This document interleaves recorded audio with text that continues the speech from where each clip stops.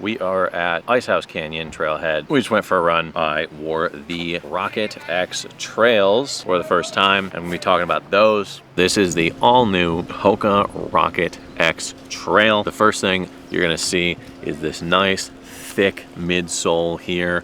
That is a super critical midsole. This is actually one of the few HOKA shoes where you will not see any exposed carbon plate, and I talk about the reason for that a bit later on, so we'll get into it. That's to give you some really nice pop underfoot.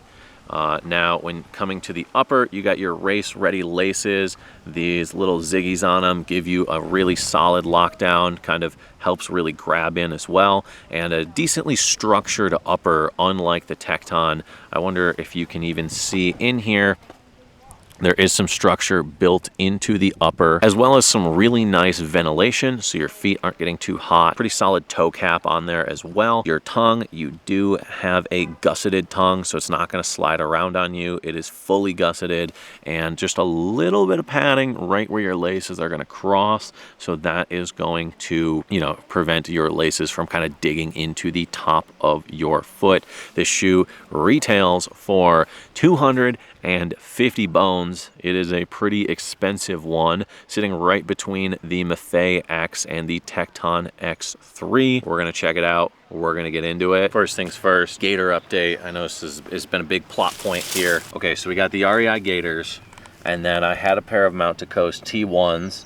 I removed one of the upper lacing thing, and I ended up just having the extra quick lacing, so I ended up putting it on the REI Gators because I shredded the original things right down in here. So far, so good on that. That seems to be working out for me. Oh, look at the toesies. So what I really don't like about the Rocket X Trail, it is stiff as all hell. It's just a rigid shoe. The carbon plate in it, you don't have too much left to right movement. It says it's carbon infused. If I had to guess, I would say this is the same plate that they put in the Skyward X, which is an H-style plate. It saves money, and it's stiff as hell. Next thing I don't like about this shoe is the grip.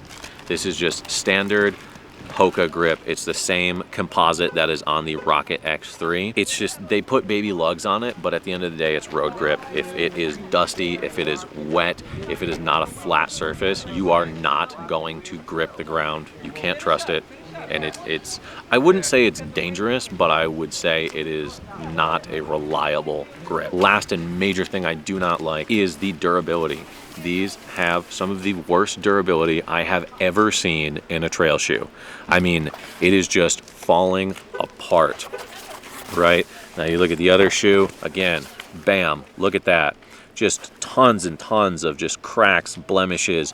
The midsole is coming apart. If it can't hold up to a 10-mile pretty easy trail run with a couple technical sections that are not too crazy, why am I paying $250 for this shoe? I've only done one run with these shoes and it's already this bad. So what I do like is, one, there's a bunch of fun Easter eggs in here. You can see even on the tongue, you got like a little paw print. Look at that. You got some paw prints on the grip as well.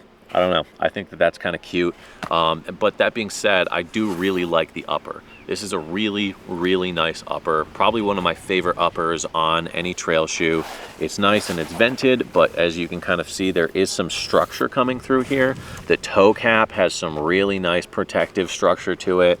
It comes with your race-ready laces, these little spikes on them that help grab, so you can get a really nice lockdown on it. The toe box, way wider than the Tecton. The upper is super comfy.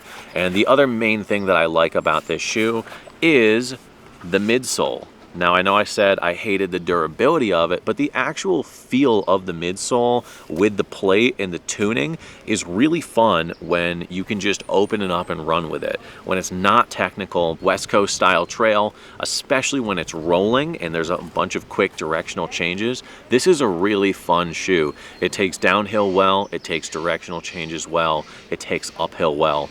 And the supercritical foam feels really nice underfoot. It gives you a lot of protection as well. I wish it had the durability. Very conflicted about this shoe, and I feel almost like HOKA is having an identity crisis, and they just didn't really know like what exactly to do with this shoe other than the fact that they wanted to make it. My first complaint here is that the shoe doesn't have a lot of side to side motion.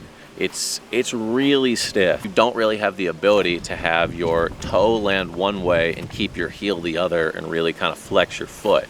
You just roll. What I would love is for you to land here and your heel is still kind of back up here, but you can see I'm literally struggling to make that happen.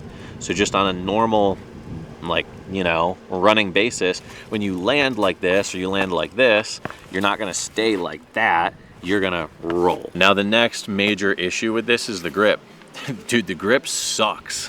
It's not good at all. It's not really even like the lug pattern. It's not really even the coverage or anything of that nature. It's really just that this is HOKA's new like sticky grip or whatever that they put on the Rocket X3, and it's road grip. On a road, it's great. When it comes down to like really trying to actually grab onto any rock style surface, it's not gonna do it. You cannot trust it. Problem with this particular shoe, the foam durability. We did a relatively easy, nothing crazy 10-mile trail run. There were a couple technical-ish sections, but nothing absurd. It's fallen apart. You got one there, another couple right there in the midsole. Look at that one. That one's just your rubber completely separating. I would imagine that they're gonna have a lot of general durability complaints. What is this midsole that's falling apart? It's a super critical, I believe, EVA. It is a bit firmer than what you have come to expect out of the Rocket lineup. This is super critical, which makes it a bit more firm. It does give a really good underfoot experience and feel. It's got a really solid pop to it. It is a good ride experience on the trail, right? The ground that you're gonna be running on a trail is not nearly as firm as pavement. So your foam can be more firm to kind of compensate for the fact that the trail and the ground is more squishy,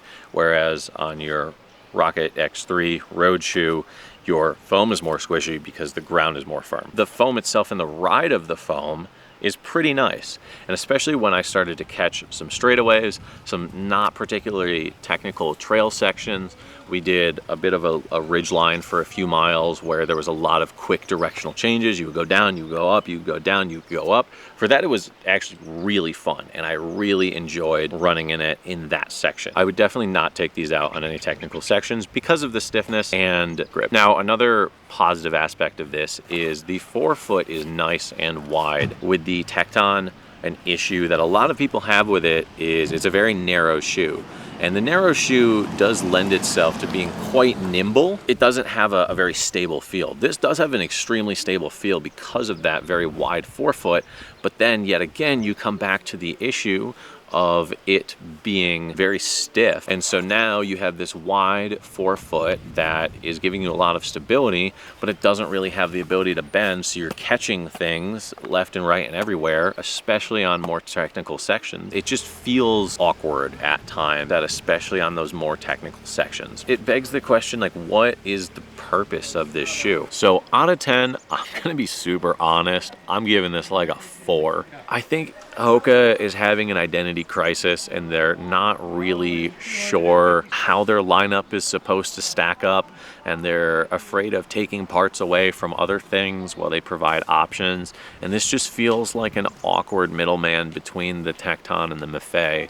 I want to like this shoe because it can be really fun, but it's only really fun in these really niche situations. And overall, I can really only recommend it to people who are experienced trail runners. They know technical trails. They know how to manage a shoe that is very imperfect on technical trails. They're going to be on their feet all day. A lot of those people are not going to want to run in this shoe because the durability sucks and the grip sucks. I think HOKA has a 90-day return policy. I think I'm gonna give it 1 or 2 more runs and just see how bad it gets, so I can give you guys an update and just see of things of this nature where it kind of starts to fall apart. So I would like to know what you guys think. Should I keep this shoe? Should I keep running in it for 90 days, see how I feel at the end, and then decide if I want to keep it or not? Or should I just return it now?